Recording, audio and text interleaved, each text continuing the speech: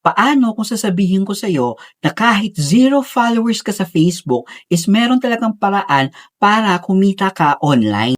Hindi mo kailangan maging influencer at hindi mo kailangan ng libo-libong followers.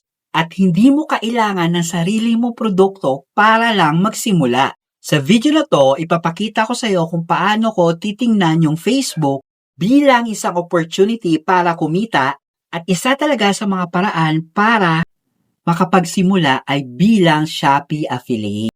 Hi, ako pala si Anthony, yung iba tinatawag ako Coach Ton. Kung bago ka dito, ang channel na to ay para sa mga taong gusto matuto gumamit ng AI, Facebook monetization at saka online platform para magkaroon ng additional income. At kung ikaw yung taong nagsasabi na wala akong followers, wala akong sariling produkto, wala akong malaking budget, hindi ako marunong gumawa ng content, patapusin mo yung video na to kasi ituturo ko sa iyo sa video na to kung paano ka magsimula kahit beginner ka pa lang. Pero gusto ko lang linawin, hindi ito promise na kikita ka agad. Ang goal natin dito is maintindihan mo muna yung system.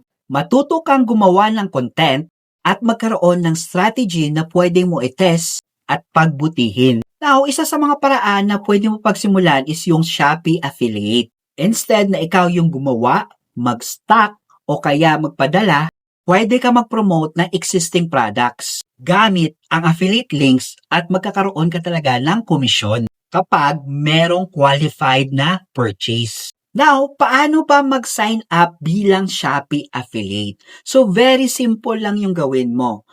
Now, ang gawin mo first is i-download mo yung Shopee na app. Okay? So, kung meron ka ng Shopee na app, much better. Now, mag-register ka. After ka mag-register, all you have to do is i-click mo yung Me na tab. Okay?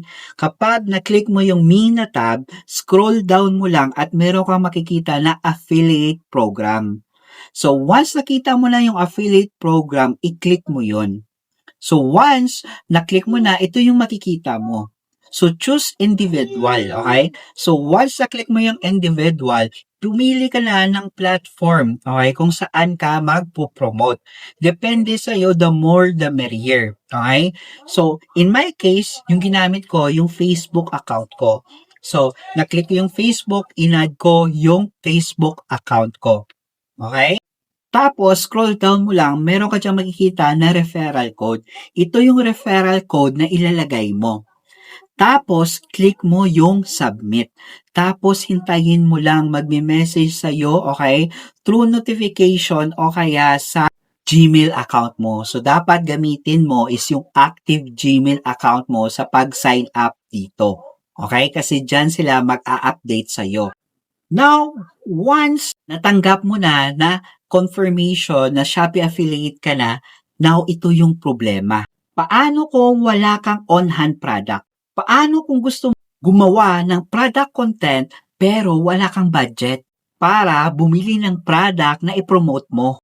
Diyan papasok ang AI. Sa next video, tuturuan kita kung paano gumawa ng UGC style avatar na pwede mong gamitin para gumawa ng content kahit wala kang product on hand. So, kung gusto mong matutunan yon, follow mo ako, subscribe ka sa YouTube natin para updated ka sa mga tutorials natin. So, it's me again, Anthony James Yusa, signing out.